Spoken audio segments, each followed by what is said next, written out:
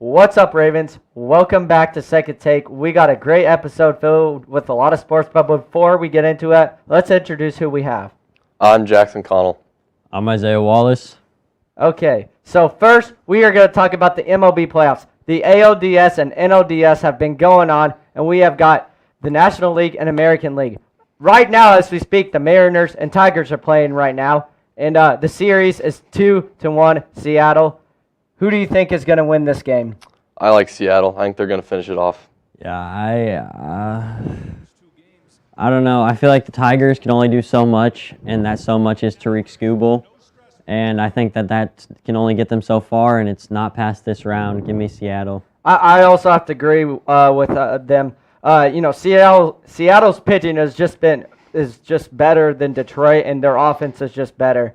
The other series in the American League, we've got the Blue Jays and Yankees. The Blue Jays outscored the Yankees 23-8 in the first two games, but the Yankees last night, thanks to Aaron Judge's 3-run home run, stayed alive, and they will play a Game 4 tonight. I like the Blue Jays to close this one out. I disagree. I like the Yankees. I'm with Jackson. I think the Yankees because, honestly, Aaron Judge he's pretty insane, and this team can back him up. It's not a team like the Tigers where it's more – the Tigers are more depth of that one person, and then it kind of falls off pretty dramatically. The Yankees have a top 3, easily no conversation player in baseball, but they have a great supporting cast. In baseball, but they have a great supporting cast along with it. Okay. Moving on to the National League side, we got the Dodgers and Phillies. Game 1 was close until Teoscar Hernandez hit a 3-run home run to give them the Game 1 win. And then Game 2 was a strange ending as Tommy Edmonds spiked the ball into the dirt, which got it to Freddie Freeman barely, or else this game would have been tied, and who knows, the Phillies could have tied it up. But the Dodgers are winning 2-0, heading back to LA tonight. Me personally, I like the Phillies to at least survive for one more game. What do you guys think? I disagree. I like the Dodgers. I think they're going to keep rolling. I'm taking the Dodgers to win the entire World Series. I have put money on the Dodgers to win the entire World Series with G. Will. And, I mean, he thought the Phillies were going to win this series. Hey, they still could. Who's up 2-0 right now? The Dodgers. Who's the best player in baseball? Shohei Ohtani. Aaron Judge is the best player in baseball. You don't know ball. It's Aaron Judge, clearly. Moving on to the last one, we got the Brewers and Cubs. Brewers dominated Game 1, scoring 8 runs in the first inning. Brewers also came back in the second game. Will the Cubs force a Game 3?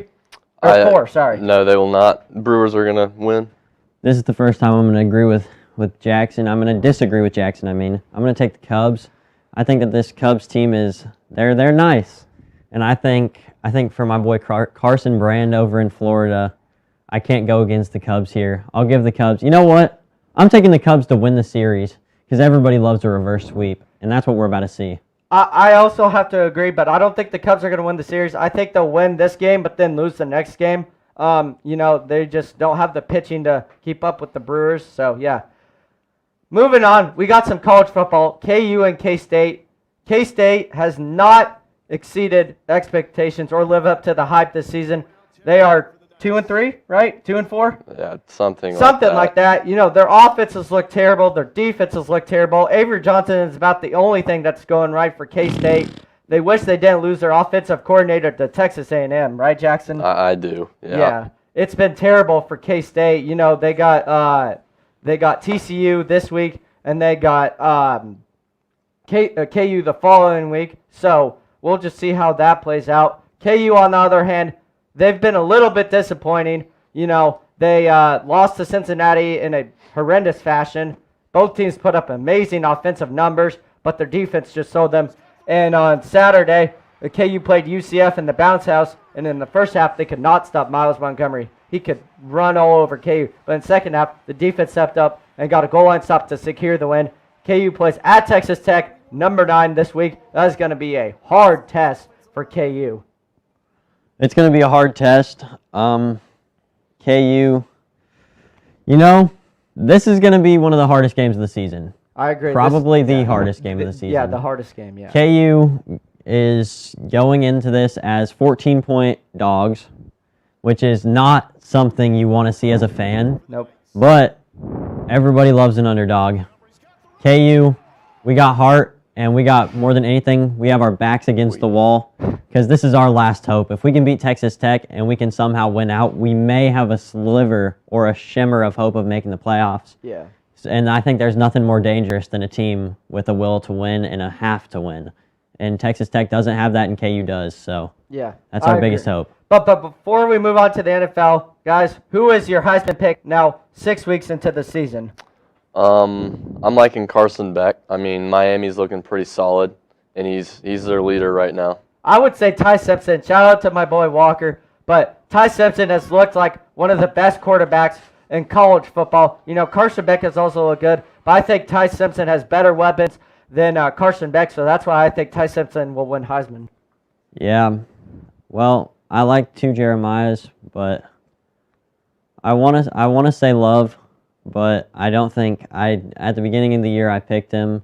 He's had some really good games, some really good moments, and he's shined. But to be a Heisman, it can't be about games. It's got to be about a whole season. So I think I'm going to go with Carson Beck, as much as I don't want to. Personally, he's not a very fun, appealing pick.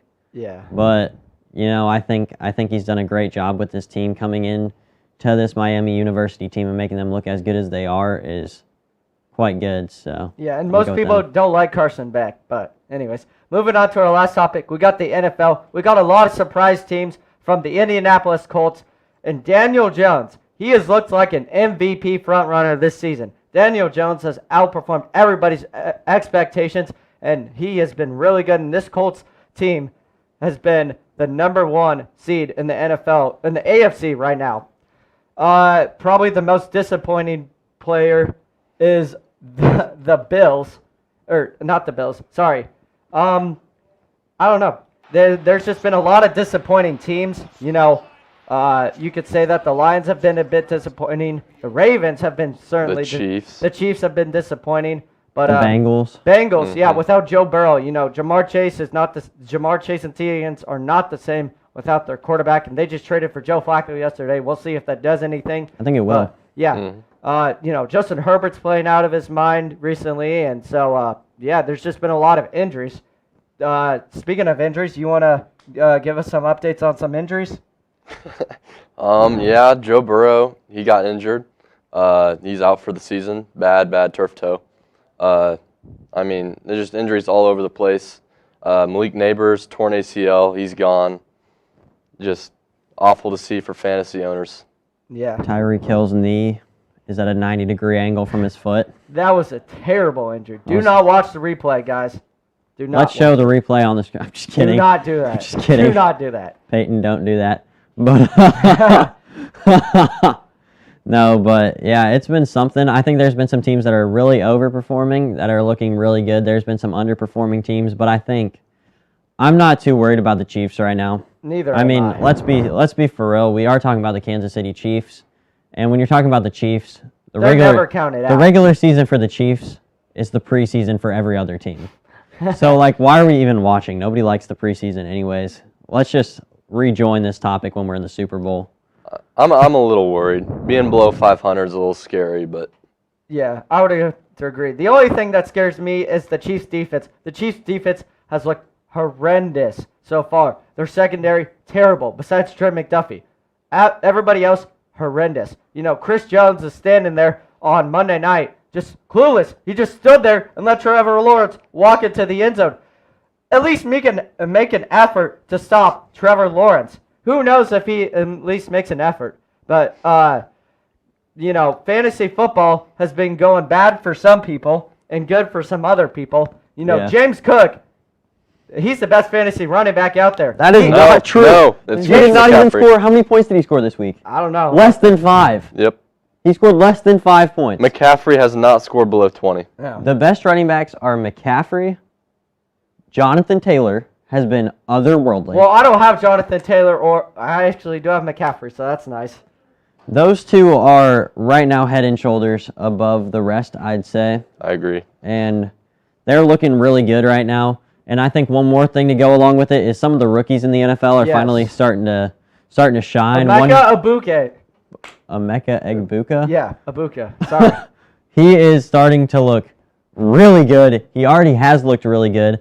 Some other people, Quinshon Judkins, now that he's starting to get like a 60% snap share. Travion Henderson has looked good so far, too. Not particularly, no. But some other rookies who have looked good. We'll go with Ashton Genty starting to break out very recently. People were scared. Went back to his little Michael Myers stance. And he's cooking up once again. So love to see that. And honestly, a lot of the wide receivers are doing decent. Tet McMillan's looking good. And we just love to see it. Puka Nacua is right now the best wide receiver in the NFL. I think he is. I mean, he's the best player in fantasy football right now. Best player, yeah. All right, guys. That was a good episode of Second Take. This has been Jackson Connell, Garrett Williams, the Isaiah Wallace. Raven Nation. Let's fly.